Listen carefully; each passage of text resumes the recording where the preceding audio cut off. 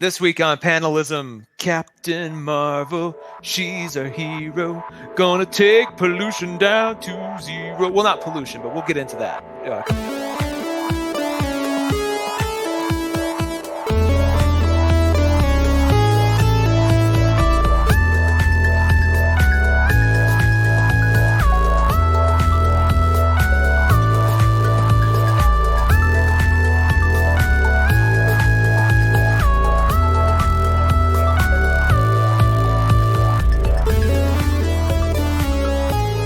Welcome to Panelism, the podcast where we talk about the comics and graphic novels worth having on your shelf, and also movies occasionally. I'm Todd A. I'm Taylor Trask. Yes, it's a movie. It's a hybrid book movie edition. Yeah. I got a book to talk about, a Captain Marvel book. As everyone's already heard in our little intro, that's what we're talking about. We have both now seen the movie, and it's this episode will come out days after the movie has come out, so that's some good timing for us. Yeah, definitely good timing. Yeah, every once in a while we used to do movies a lot. True. In the early days of the Todd and Taylor show, and so it's nice to kind of throw a movie in there once in a while. We did, I think, last year we did the Avengers Infinity War review, and that's one of our more popular movies or popular episodes.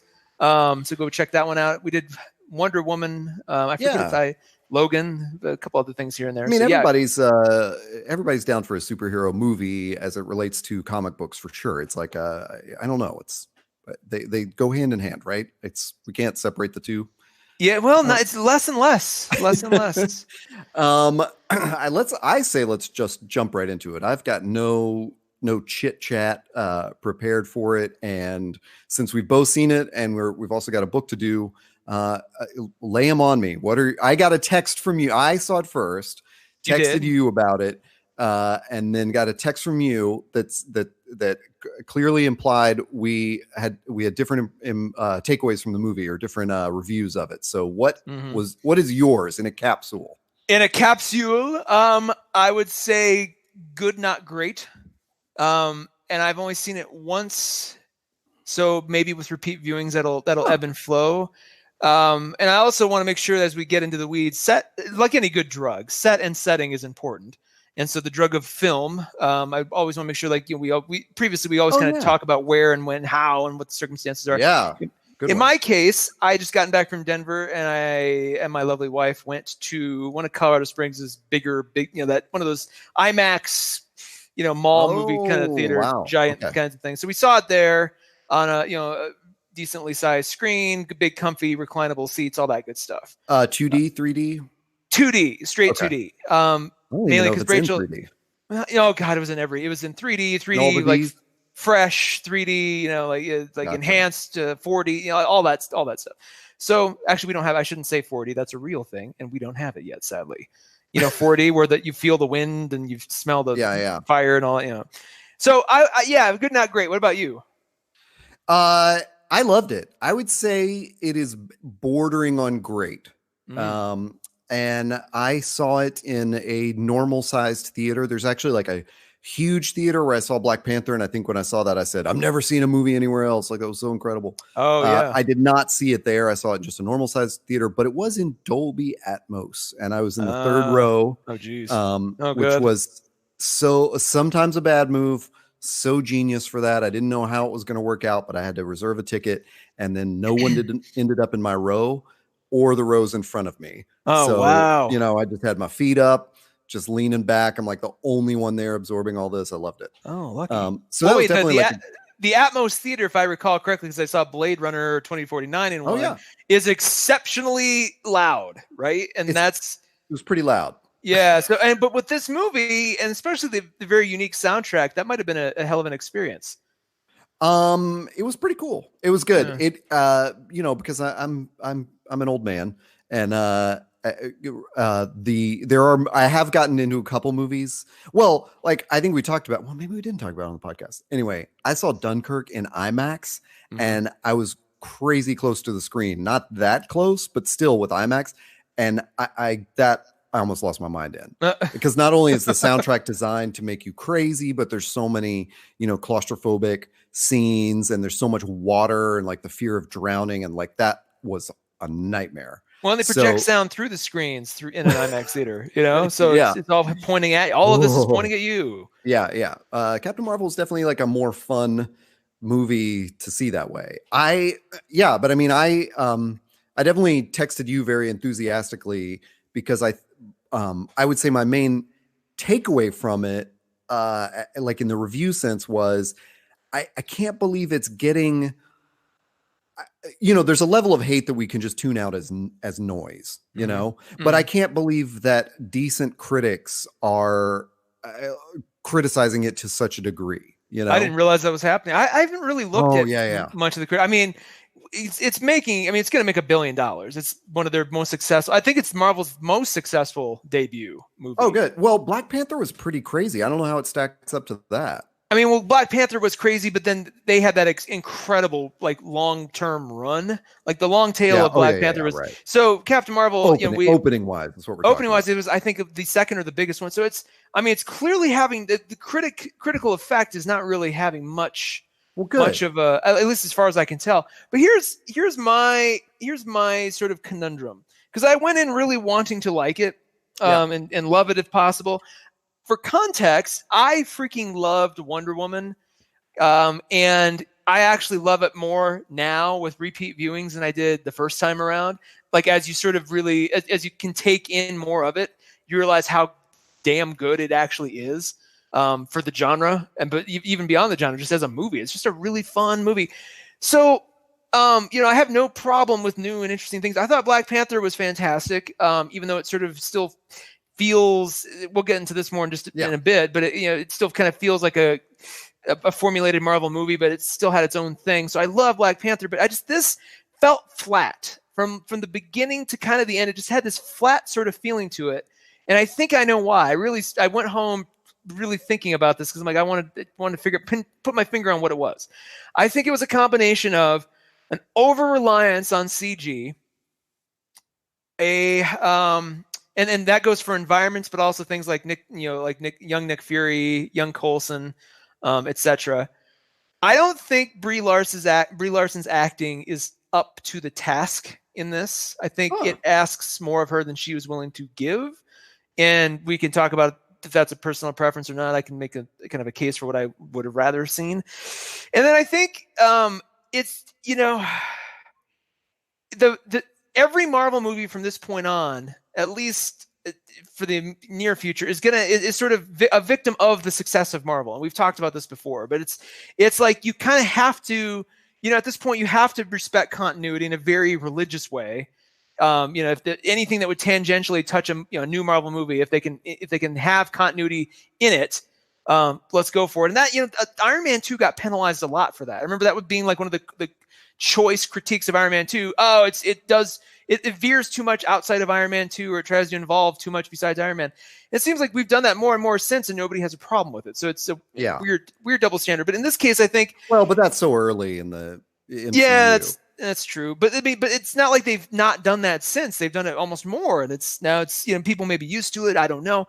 So I'm just saying, like, at the time, the stakes were different because, like, you veer too far away from the thing that worked, or whatever, or vice versa, and it's like, where are we going with this? Is this going to become the Hulk, where it gets worse every time they remake it?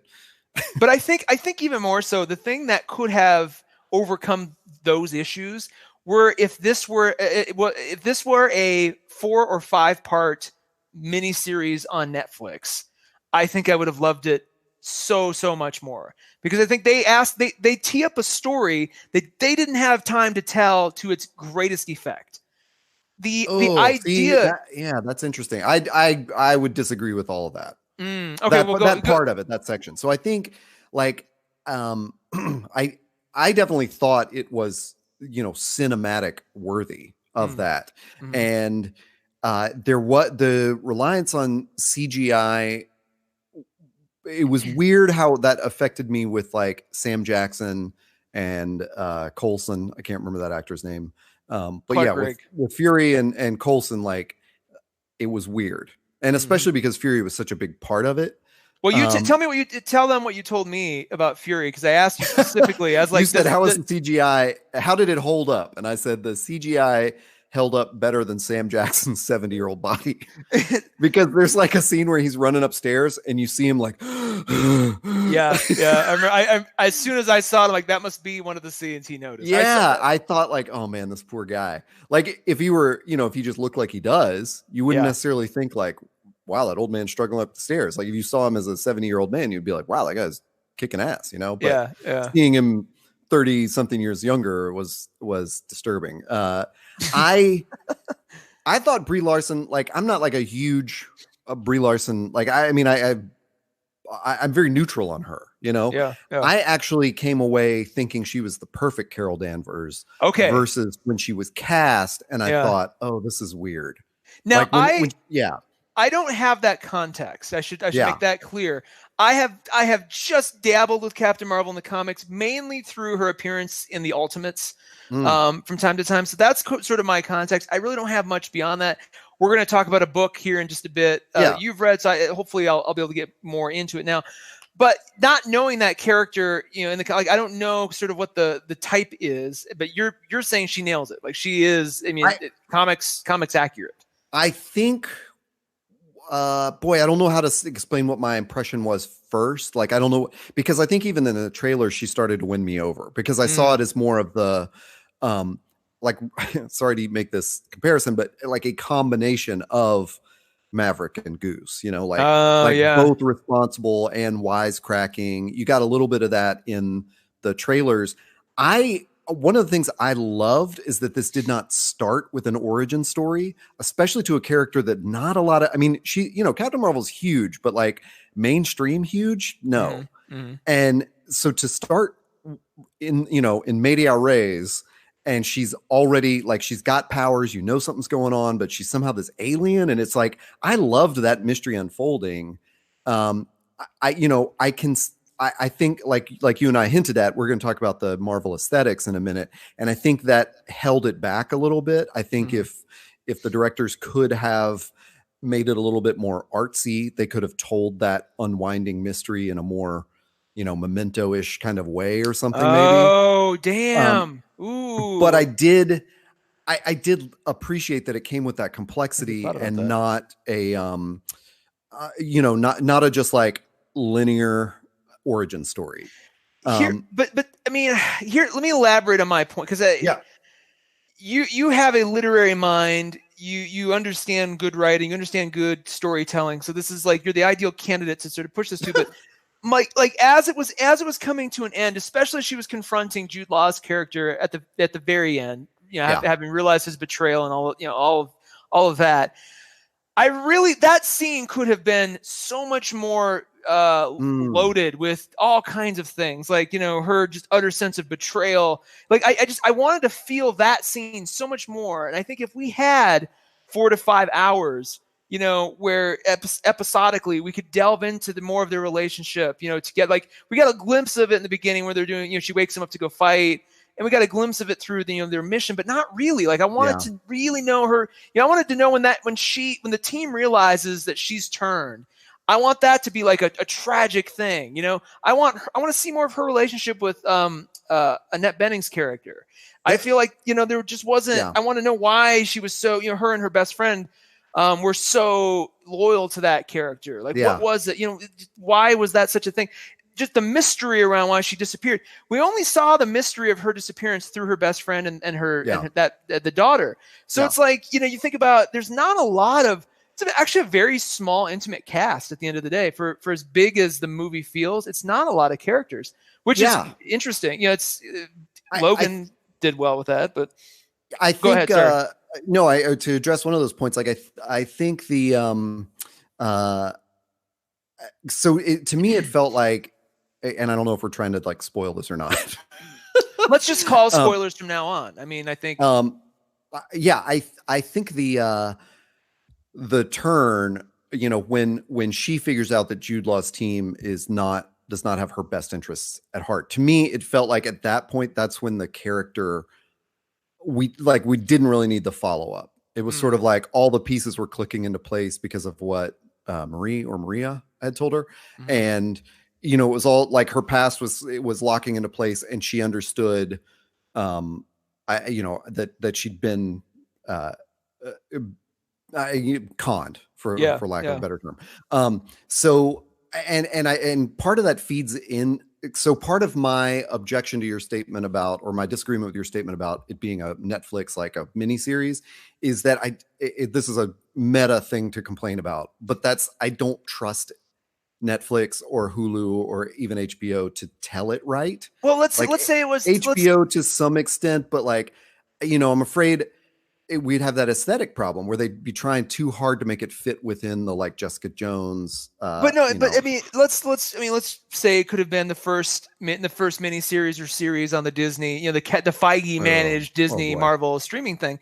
I mean, I wanted to know. I mean, like there was so much good stuff that we just got glimpses of. Like her relationship with Maria was was obviously strong, and that those two actresses had a really wonderful chemistry. But I wanted to feel it almost. I mean, just in the context of the movie, it felt like she had only been gone, 6 or 7 days, or even a couple hours, and she comes back 6 years instead of 6 years. Yeah, it's just they're like, oh hey, you're back. And then we could have had more time to really play in those spaces, and just part of it might just be my need to get a lot more bang for my buck out of.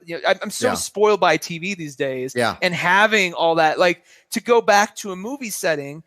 Then it's like, oh, I feel almost a little cheated. Like this story could have worked so much better.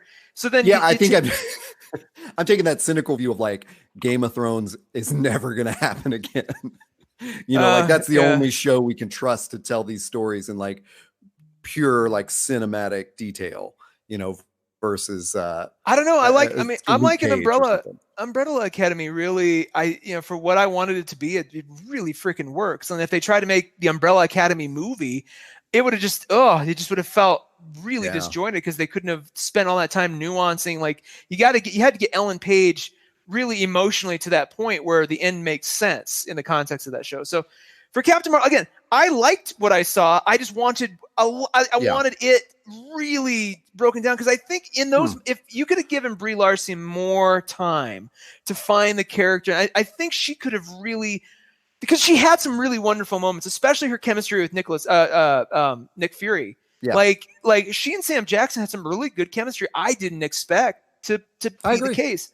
And so that she had some moments. I'm like, I really wish they gave her more to do.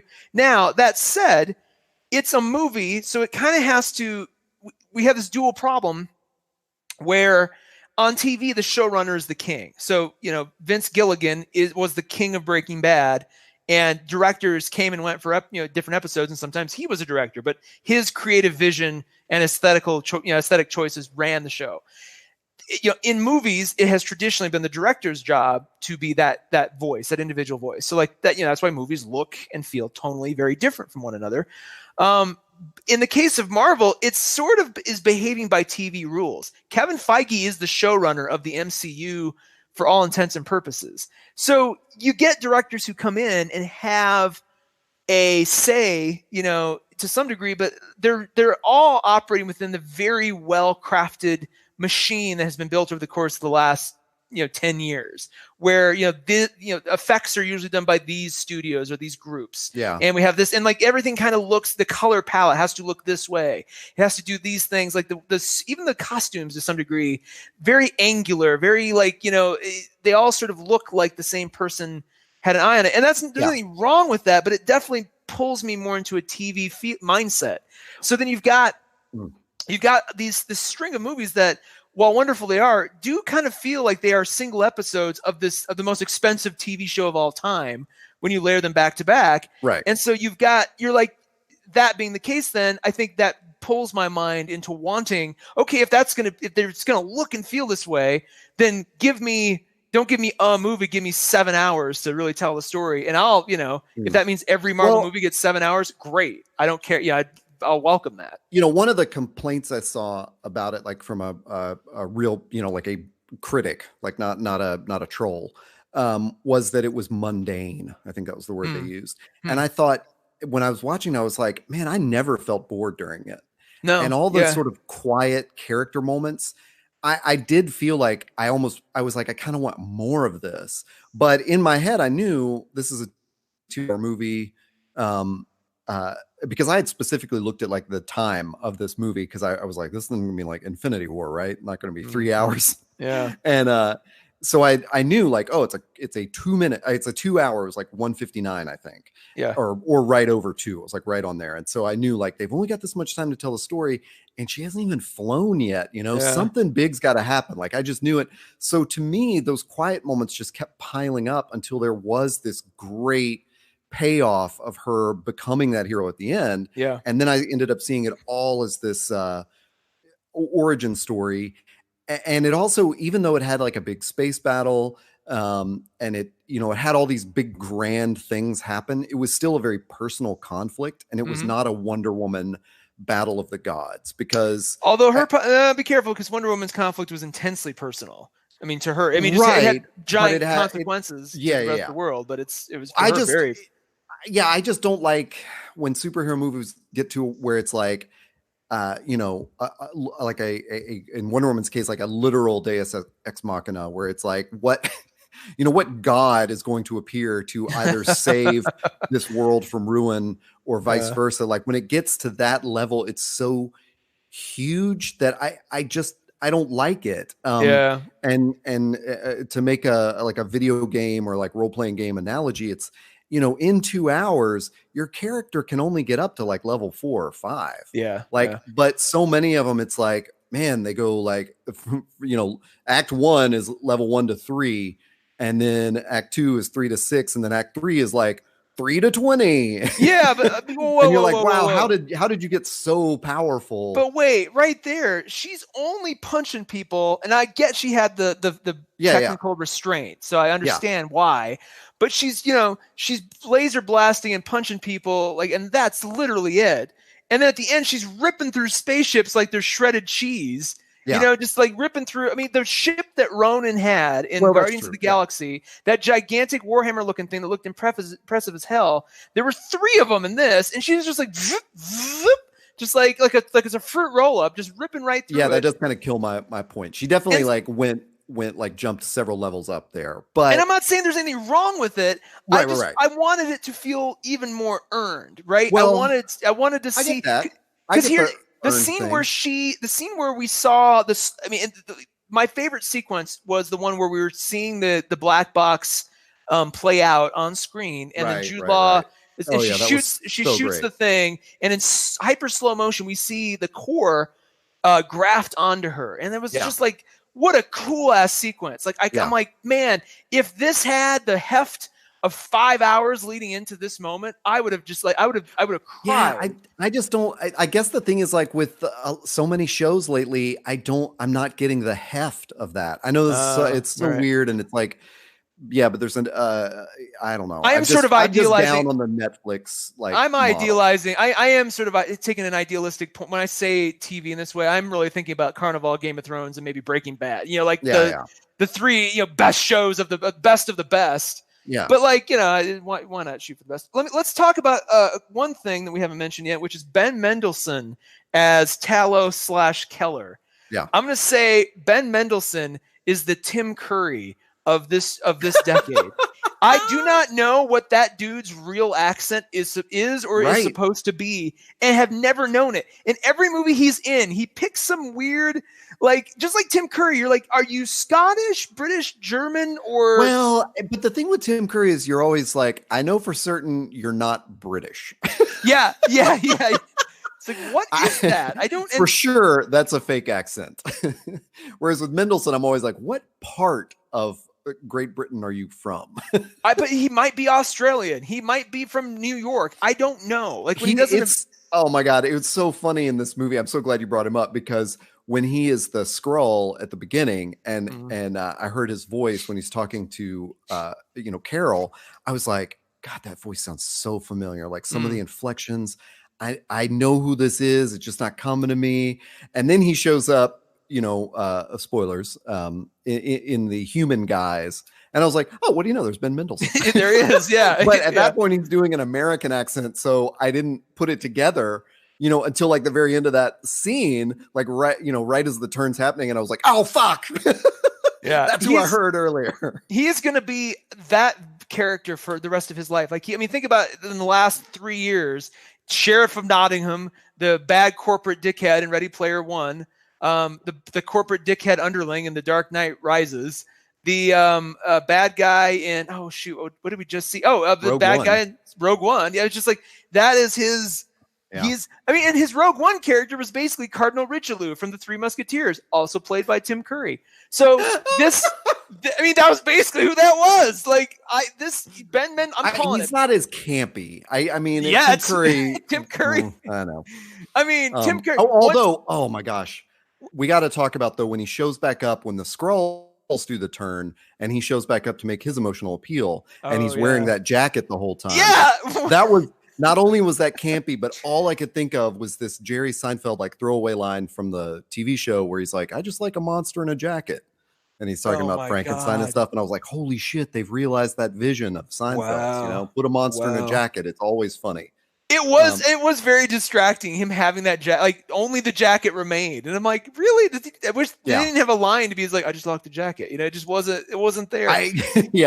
Something was in there. Do you feel like the movie lost? I mean, because I'll just say this. It was always obvious there was something up with Jude Law from scene one. They telegraphed that pretty hard. So it was like, well, clearly he'll either be a Skrull or something will be up with him. In the end. So when Talos basically reveals like, hey, no, like we're not the bad guys here. Did it feel like it lost its urgency during that period of time while we waited for the Jude Law reveal? You know, it's just well, see, now here's one of the confusing things of going into it is like someone with a slightly more knowledge of the comics than you. So it's interesting to hear that, like, assuming you're sort of the lay person, like +1 or 2, you know, in Captain Marvel familiarity. And I'm not up there in fanboy territory, but I've got a couple more points than that. So to me, what happened in that moment was I was like, but the Skrulls are the bad guys. You know, so to me, I kept trying to figure out what's the other switch that's going to happen here. You know, like it was clear, like, well, if I can't remember, you just said his name, but Mendelsohn's character, if he were being truthful, then she had been set up by Jude Law's character, you know, and vice versa. Like if Jude Law is being truthful, then she was being, you know, played by Mendelsohn. But the interesting thing as a comic book reader is that you're going, but the Skrulls are definitely the bad guys, you know? Oh, there were some comic. I actually had. Dude, there were some comic fans. I went to a shop Sunday, and there were some comic fans who were talking about the movie, and they were bitching. They're like, the Skrulls are the bad guys. They were mad that the Skrulls were completely underutilized. I'm familiar with them. I don't have any sort of precious stake in any of, you know, how they're used. One of the things I was so happy about though was when we saw that trailer that had the Skrulls on the beach, like walking up out of the water. Yeah. I did have a moment of fear in that trailer, because I was like, oh man, don't turn into like a million Skrulls show up on planet Earth. Oh yeah. Like I did not want it to be a replay of the Chitauri in Avengers, like just pouring, you know, like I just saw this thing of like all of a sudden like 100,000 Skrulls like paratroop into the ocean and come crawling out, and I just didn't want that I didn't want the Kree Skrull war happening on Earth, like with millions of players. So to me, it ended up being such a relief of like, oh, it's just this small party of Skrulls, and I not at a comic book shop, but I talked to a couple of my geek friends the other day, because I was asking them, like, you know, was Ronan a Kree in the other movies? Like, I don't remember that being explicit. And they said, yes, it's pretty explicit, I guess, in the first Guardians, that they say he's like a rogue Kree. Yeah, they do. That explains the other guys working for Ronan at that point. You know, it's right. Damien Djamian Hunsu or whatever the heck his actor's name is. Go on. Oh, yeah, exactly. So I'm glad you mentioned that actor, because he's in that Guardians movie, right? Yeah, in the very beginning. Yeah, right. And so when he shows up in this, I was doing that same thing of like, I'm pretty sure he's a bad guy in another movie. You know. Although, by the way, while we're talking about it, props to Lee Pace for coming back, which was what was probably 2 days of shooting. You know, it's like he had to put on the makeup. Lee Pace is Ronan. Right. Because he didn't have the same makeup when they showed him. I was honestly like, oh, they didn't get Lee Pace back. They got some, you know, they brought in some kind of sound alike or look alike, because it kind of felt a little off. It felt like, you know, when Aladdin 2 came out and Robin Williams was not the voice of Genie, but it was someone who sounded kind of close.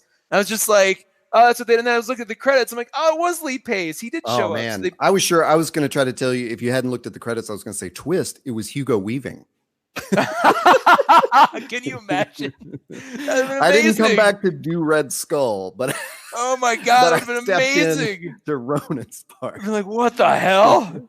That's and just in the Hugo Weaving voice, like very. Or what's obviously. the guy? What's the guy who voiced Red Skull in Infinity War? Just have that guy. Yeah, he actually went to high school with Rachel. Strangely enough, she's Ross Marquand. Ross Marquand. Yeah, I think he was in her class even. So that was interesting. One other thing, what was I going to ask you? I've just lost my train of thought. We talked about Ben Mendelsohn, though. We talked about Lee Pace. We touched on it a little bit, but your big question was about, is Marvel doing the right thing by making all their movies in the same visual aesthetic? Yeah. And you went further on that and said, this is a question you asked me over text, and does it dilute the entire experience when there aren't unique POVs and voices and things? And I mean, my answer to that is what I gave before, which is I think some of this, the details of this story could have been told in a more artful form with more of a personal, like, director's touch. But the thing I've not said before, but what I said to you in a text was like, I have just been so impressed. I mean, it is flabbergasting how Marvel has kept these movies together in a sense that's like bigger than, it's bigger than anything that's ever been done. Well, it's because Kevin Feige is the showrunner. Like he was able to accumulate, and then early on they were smart enough to give him dictator's control over the entire thing. Yeah. Like he's a goddamn showrunner. They've done such a good job of giving the new directors like enough like free reign. Yeah. I think there must be some sort of agreement where it's like you got to hit these story beats and it's got to look this way, but otherwise, because it's like you think of like Ryan Coogler and did Peyton Reed do Ant-Man? And like those were like, and the Guardians with James Gunn, like those were things that all had a different feel than phase one of the universe. Oh, that's true. That's very true.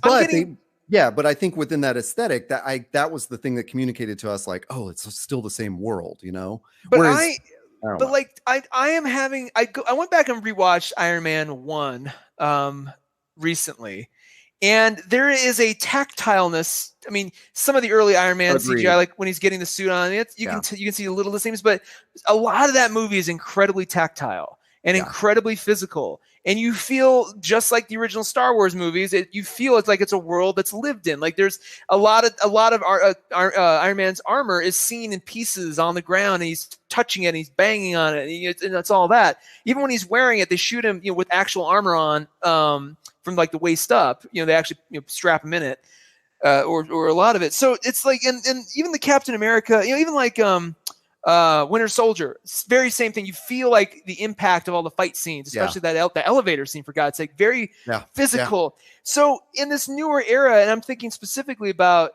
Captain Marvel, but Thor Ragnarok especially felt like the entire thing was shot out of, like, the directors, who've been able to do what they want. It sounded like, Taika did, tonally did something very unique, but the whole thing looked like it was shot in somebody's garage. Like the whole thing was just all CG. And it's starting to get like I recognize that a lot of Asgard in that movie looked fake as hell compared to Asgard in the second one, which was not as fun of a movie, but felt like it was lived in. It felt like you could walk around it. And this just felt like it was a section with a giant ass screen, green screen behind it. So there's a lot of that Captain Marvel, a lot of those Captain Marvel scenes that had, I'm like, I wish this was, because I love the quiet moments, as we both do, and I really wanted some of those moments, especially when she's up, not on Earth, to have just a more lived-in feel, just something to, I don't know, just more physicality. And that's not a fault of this movie so much as I think that edict, that production edict of it has to cost X amount. You're going to use these studios to do the CG or design it in this way, and that helps them make 3 of these a year like clockwork. Right. Well, that's exactly what I was about to point out, was like, if they did it as a show, then would that you know, it might feel more tactile, but then they can't do any of the big effects, and then Yeah. it's going to feel even more disconnected. But I have a question on that. So because I wanted to address this other point of criticism that I saw, which was that the movie was, quote, a mess. Hmm. When I heard that criticism, and then especially after I watched it, and I was like, okay, I get that the sort of mystery of her, you know, origin and how these creatures like interact in her life was not told. Like it was dragged out for a long time. So I'm like, is that the mess they're talking about? Because I thought, you know, just objectively speaking, Aquaman was a bigger mess. Civil War is a bigger mess. Justice League, Suicide Squad. My God, but those you are know such what? messes. You know But what though? Do you know what what it is? What you're saying to me is like, I'm wondering, like, do you think it's the CGI that's the mess that they're talking about? I think what they're talking about is, and I had a sense of this throughout, where I'd look over at my wife, who is not, I mean, she hasn't seen Infinity War yet. She does not. Right. She's got, I mean, she's probably seen 3 Marvels ever, like Black Panther being the most recent one, and that's, you know, and then before that probably Winter Soldier, maybe, like, you know, so it's like she's got big holes in her knowledge. Captain Marvel starts off as though this is, again, goes back to that TV show mentality of like, here's the next episode, you're caught up. We know you're caught up, and we're just, and so there were a lot of moments where I'd look over at Rachel and I'm just like, man, I wonder how much of this she's picking up, because they're making a lot of insider assumptions, or they're assuming a lot of the audience at this point, which I don't blame them. Right. You know, at this juncture, most of the people seeing this, I would say, have seen everything, at least the last 6. You know, if you're a younger kid or something, probably the last 6, you know, up to this. So you're aware of the continuity, but they do really play a little fast and loose with it. And I think it could feel a lot messier if you weren't. Yeah. I would totally get that. That is know? Such a great point, because that's the trade-off is like, yeah, visually, aesthetically, they're all in the same universe and it grounds us, but it only grounds those of us who are already in that universe. It's almost gotten to a point where you have to have seen every other preceding movie in order to get the latest one, because there's so there were several things in this where I think you would have been completely lost. Like, honestly, the time period threw me at the beginning because of the way they had made Sam Jackson look. I thought they were trying to go back even farther. When Blockbuster Video shows up and then some of the soundtrack, you know, cues happen, I was like, wait, what year are we in? You know? And then I actually appreciated that she'd only been gone for 6 years, because if they had made it like, you've been gone for 20 years, I would have just thrown the whole thing away. Like, get the fuck out. You know, like if she comes back and Maria's like 45 years old or something, and she, you know, Carol hasn't aged, I would have hated it. So I really liked that it was a believable amount of time. Like, you know, but hit a quick note, because I was going to steer us into the book, because I think that'll actually let us talk about some of the other, like, you know, technical things about Captain Marvel's origin and stuff. I just got one quick little hot take. I was in that same comic shop where they were talking about it. They had mentioned that one of their friends, in leaving the theater, threw out one of the best end credit scenes that would make the end of Endgame just dazzle. And as soon as I heard it, I was like, oh God, I got to repeat this. Imagine, if you will, at the end of Endgame, you know, the Avengers save the day. Maybe some of them die, but clearly, like Captain Marvel, Black Panther, Spider-Man, they're alive in this case. Maybe it's the inverse of who died this time. Maybe the core team has to go.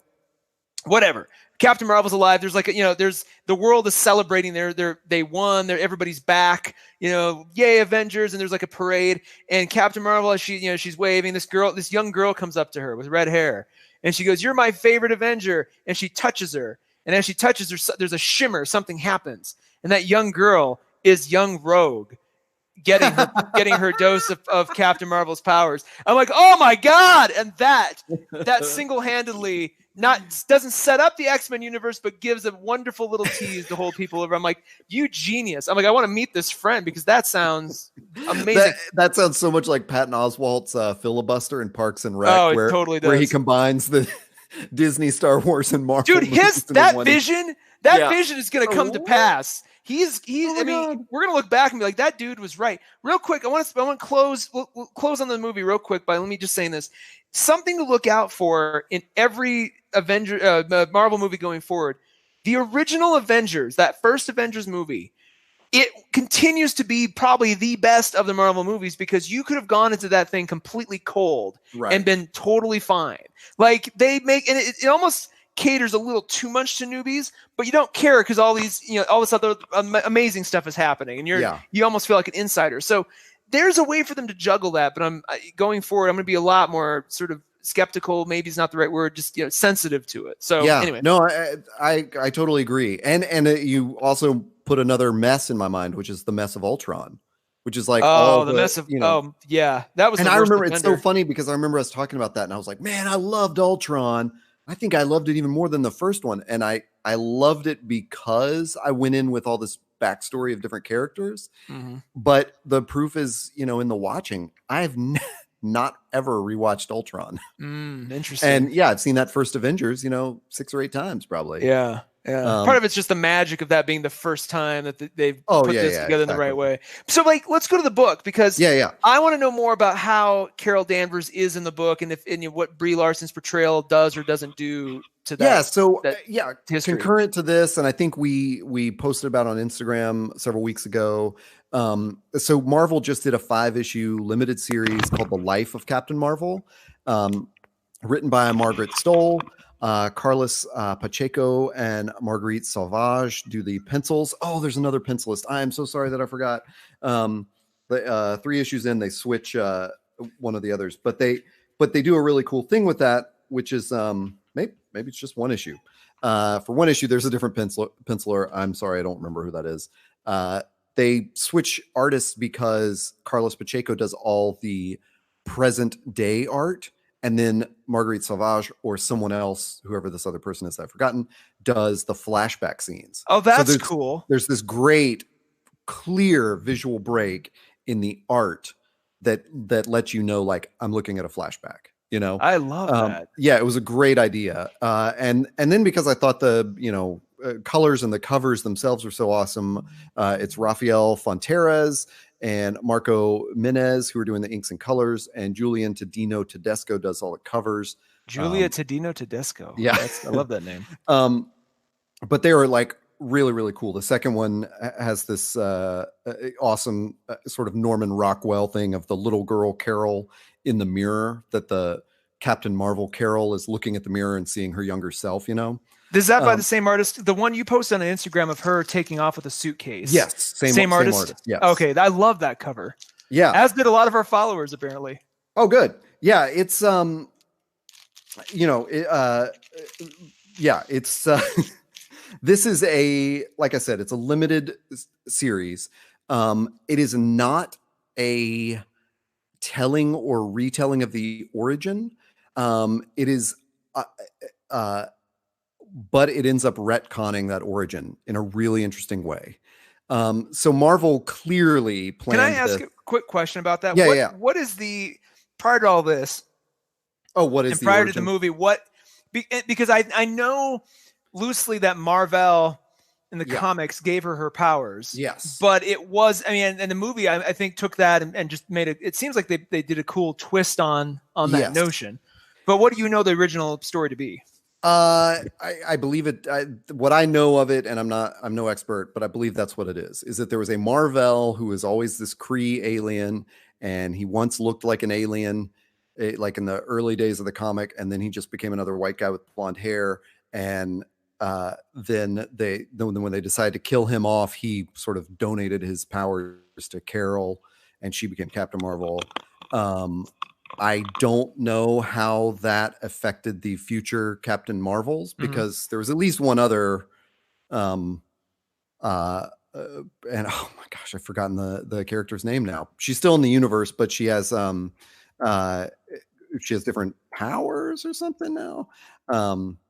Who am I thinking of? Monica Rambeau. Oh, wow. That's Maria Rambeau. That's the nod to Monica Rambeau, who was Captain Marvel in the 80s. Yeah. Anyway, I don't know how that power got transferred later when that happened or whatever, but I'm pretty sure that the standard story has been Marvel just sort of like infused that energy into her. Okay. I honestly, in the movie, that was one of the parts that I thought was like I mean, it was interesting because it's, what you're led to believe at the beginning is that the Kree somehow, in saving her life, like, she believed she was Kree, Mhm. and they gave her these powers, but they wanted to teach her how to use them. Mhm.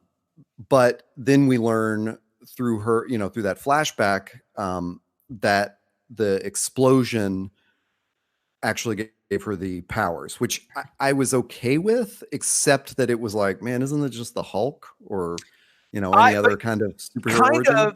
kind of, but I almost wonder, part of me almost wonders, and they didn't flesh her out enough, so we don't really know, but I wonder if Marvell didn't do this wasn't all part of her plan. Not that they'd be shot down, but Yeah. that Carol would basically be the catalyst for this energy, and that the ship wasn't the thing. It was always going to Yeah. be somebody like Carol or Maria, which is why she Mm, groomed them and yeah. kept them along, not groomed them in the Michael Jackson way, but in the real Oh my mentory God. way.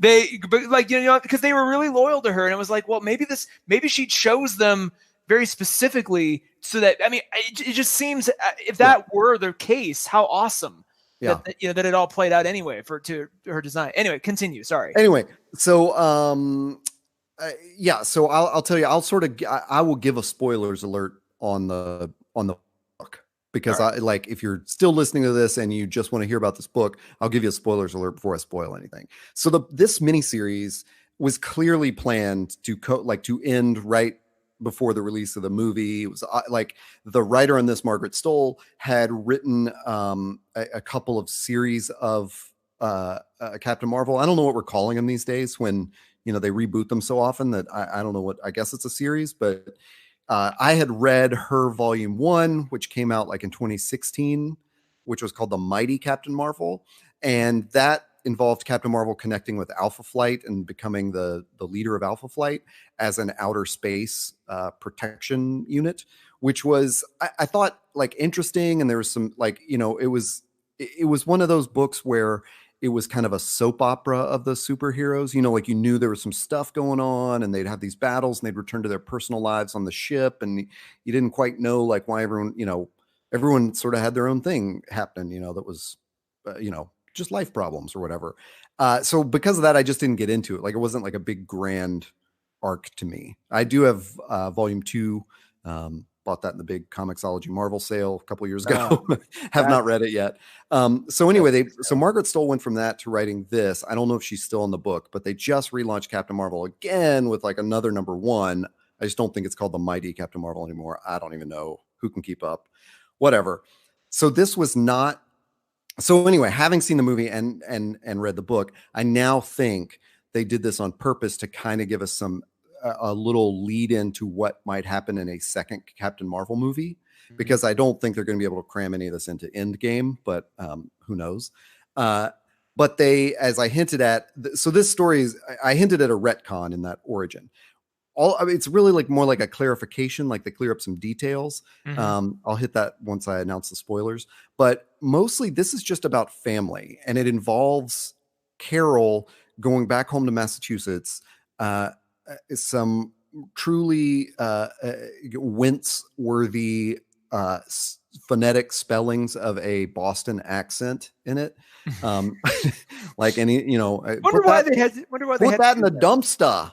And you're God. like, oh boy, I can't believe I read that in that voice, It makes me wonder why they still do that kind of stuff. It's like, boy, it was tough to take. One little detail that I didn't really pick up on before is that I guess Captain Marvel's cat in the books has always been Chewie. mm, And there's a cat in here, I guess it's her mom's cat, named Jones.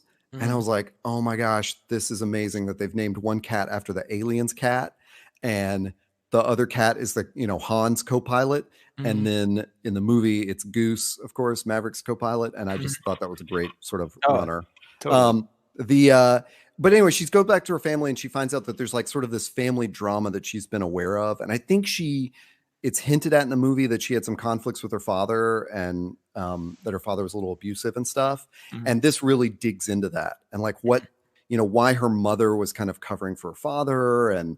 and her brother sort of feels like, why are you coming back now? You go away for these long time, these extended periods of time, and you come back and expect everything to be just the way it was when you left. And So it's that homecoming thing of like, you can't go home again kind of feeling. Mm. But what develops through these 5 issues is the idea that she's going to learn more about where she actually comes from.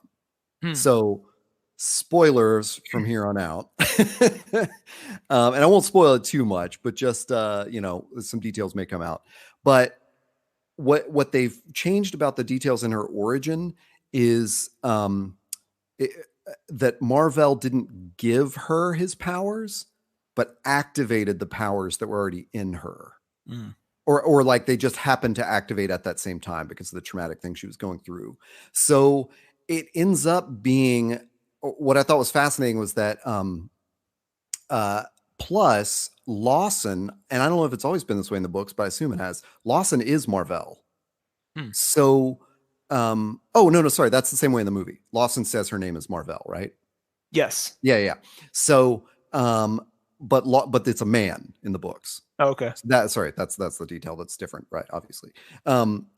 Right. So what they're changing here is that it's like in that moment of Lawson, like, dying and gripping her, is that like he's not actually transferring power to her.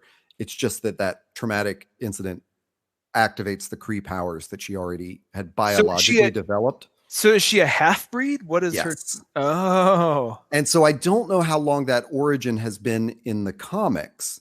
And I had always thought she was half Kree, like for the past few years. So I kind of think maybe that actual origin story has been retold in the comics. Like this is the thing. This miniseries, I think, just kind of connects those 2 stories to sort of fill in those details. That's why I say it that way. Like, I don't know that that's necessarily a spoiler, just that they're connecting that, but it makes you see that going forward in the movie, because we never meet her parents in the movie, right? Like I mean, she has memories of them, but we don't know what happened to them or anything like that. And like you had pointed out, she's gone for all this time, but the only way we learn of the impact of that is through Maria.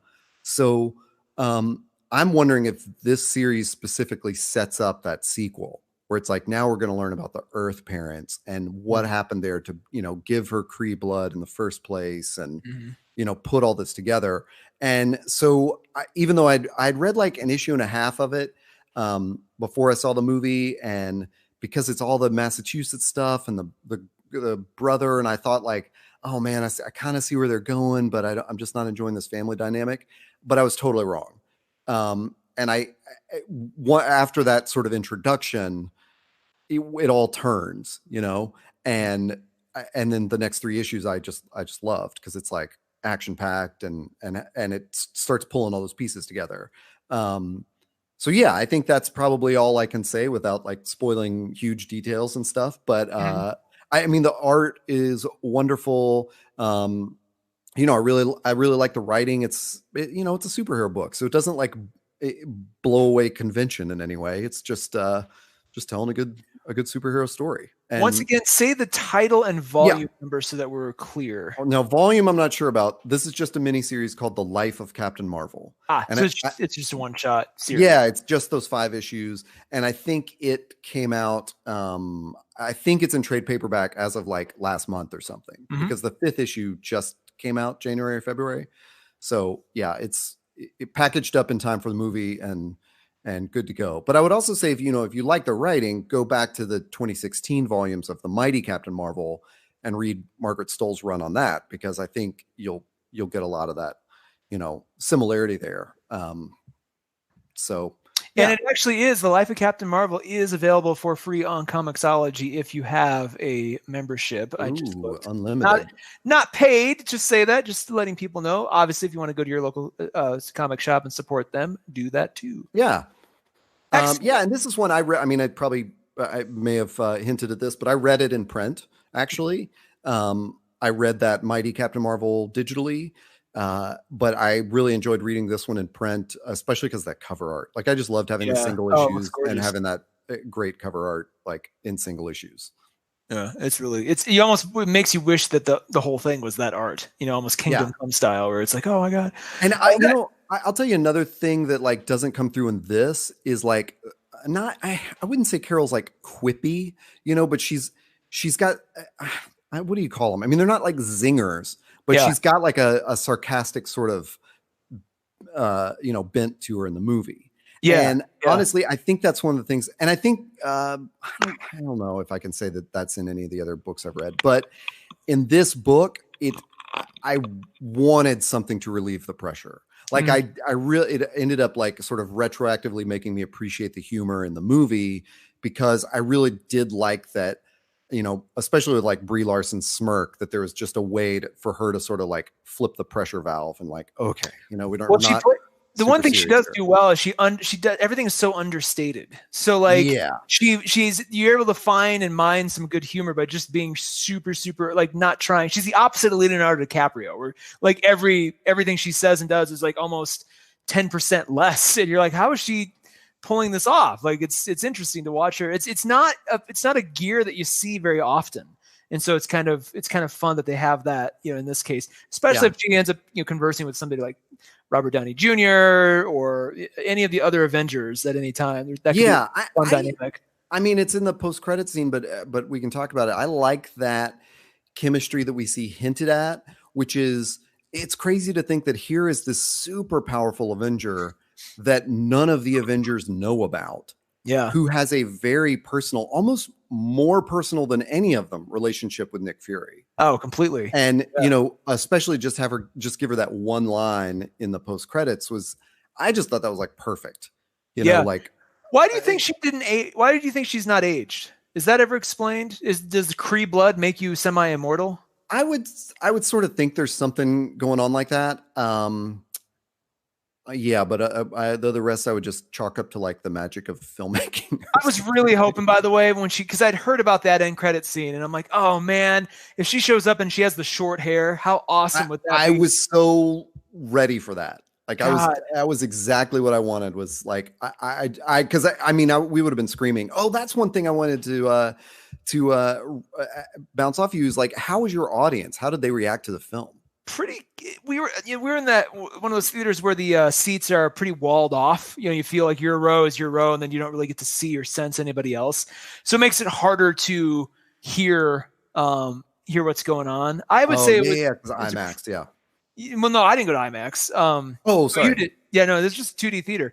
But it was one of those things where I think it was just it was a 5:50 p.m. crowd, so it wasn't too late. Full theater, but I think everybody was there just to see it, and I don't think it was one of those opening night kind of situations. Yeah, I went in the afternoon as well, and like I said, there was nobody in my row or the two rows in front of me, but it was packed behind me, and they loved it, and that was a very cool thing to hear. Like Black Panther was a crazy, incredible experience because it was this enormous theater, and every seat was filled. Yeah. And there were just like kids all around me and parents and like people my age and younger that were like, into Marvel. And that was just like a concert experience. But it felt really good. Everyone really enjoyed it. The ending, like the post-credit scene, got a bunch of whoops and stuff, and just like it was very cool. People applauded like when the Stan Lee Memoriam came up at the beginning. That's something else we didn't talk about. Oh my God. So do you realize this is it's his last cameo? So he's not, I don't think they didn't get he's got him in the bag, I think. I don't think so. They had said, they made a point that this was his last cameo. He's not going to be an Endgame. And this is his last cameo, and it's the only cameo where he plays himself. So think about, that's what an interesting, and that, I don't know if that was intended, but it's so cool that like the last version of him is really him, from the 90s reading a Mallrats script. I hate to contradict you. What? But I'm seeing a headline that says he is in Endgame and Spider-Man Far From Home. Oh, Jesus. Well, maybe not that. I mean, they can CGI create him at any time now. I mean, they've got the technology. They can rebuild him. I just hope, I just hope it's Hugo Weaving. He becomes the guy that shows up in like every Stan Lee role. He did do an entire movie where you never saw his face, so he's clearly okay with not having to be seen, but he can be the character. I will say that the opening all Stan Lee in memoriam credits was really cool. Knowing that opening stinger kind of looks and feels the same way every time. It is to these movies what the 20th Century Fox logo used to be to Star Wars movies. I mean, Marvel is they're just crushing it. Like I was like I said, I was so impressed with the way it fit into everything. Oh yeah, I know what I was gonna say about, sorry to keep prolonging this, but when she shows up at the end, I know there was some like online discussion about like why didn't Nick call her sooner, because for one thing, he didn't know everybody was turning into dust. Yeah. For at least for the Thanos stuff, why didn't he call her for the Chitauri attack or whatever? And I saw Feige answered this and said, well, who says he didn't? Like, maybe she just didn't come.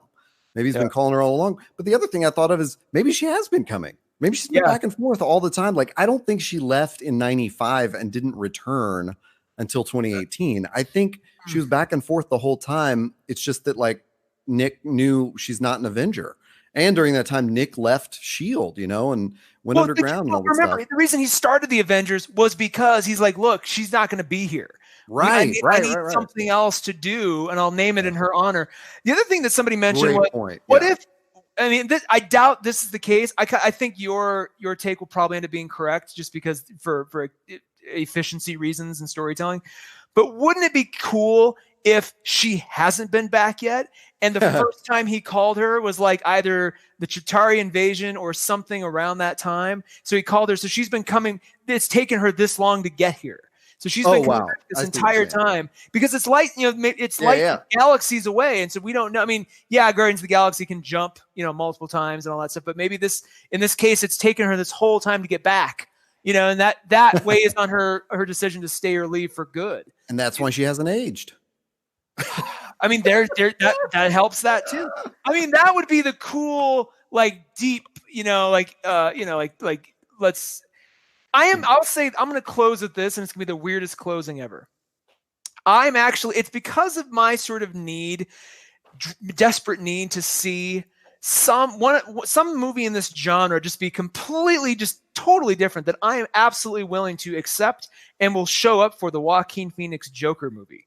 Because I'm just like, look, just give me some completely new take on this through a director's pig-headed point of view. I want to see and maybe it's terrible, and I'll be like, I'm glad Marvel never bothered to do that. But I just, part of me, I don't know.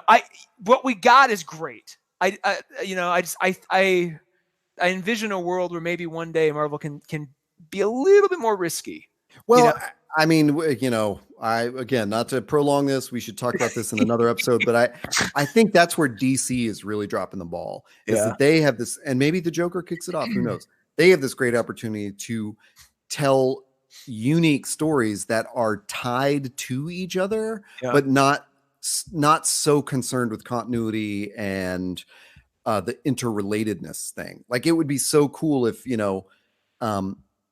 parts of Shazam and the Joker and Suicide Squad 2 like all end up hinting at each other, but it's not like 3 sequels or whatever. And the thing is, like, if they wipe the slate clean of the Zack Snyder verse, then go for it. Like, this is a perfect time to do that. Stop being that universe. That gave us Justice League.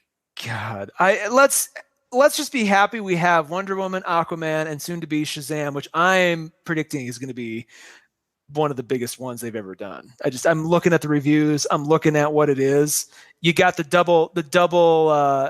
double take guarantee of both Zachary Levi and Mark Strong. Like, I mean, it's going to be something pretty special. I think you're going to see a lot of the same kinds of comments you saw when Stranger Things came out, where it's like, wow, oh my God, this homage is everything I used to love, but in a unique, classy way. It's going to be that kind of a thing. So we live in a world with an abundance of riches. I will say that both the movie and your book review have legitimately made me interested in wanting to know more about this character. I want to scratch my itch to know more about Captain Marvel, because I think it is both the things that the movie did right, but also the fact that I feel like there's so much deeper story to be told about this. I want this character contextualized much, much, much deeper. And honestly, I do too. And I think reading The Life of Captain Marvel, I feel the same way. Both the movie and the book like made me feel like I still haven't found that one book where I go, oh, like I get the whole mythos and like I'm fully on board, like Carol Core all the way, So, but yeah, this has definitely enthused me to go look for it. I'll read that second volume of the Mighty Captain Marvel soon. Yeah. So, Well, in the meantime, where can folks find us? you can find us anywhere that podcasts are listened to and downloaded and such, like iTunes and Google Podcasts and Stitcher, and all the others. And you can also find us online. We especially like it when you find our Instagram, which is at panelism.inc. And that is also our website, panelism.inc. Yes, that's a real top-level domain. I think that's it. A fine summation, sir. A fine summation. If you're still listening, God bless you. This is a longer than a normal one. It's actually not so long considering some past episodes, but it's still definitely. Yeah, it's not Game of Thrones. It's still, which by the way, Wednesday in Westeros, subscribe now. Coming back soon. Yeah. Yeah, no, it's still on, but we appreciate you. And thanks for following. Thanks for listening. Tell your friends, and we'll see you next time. All right, Taylor, I will see you next time, or I will see you at another time.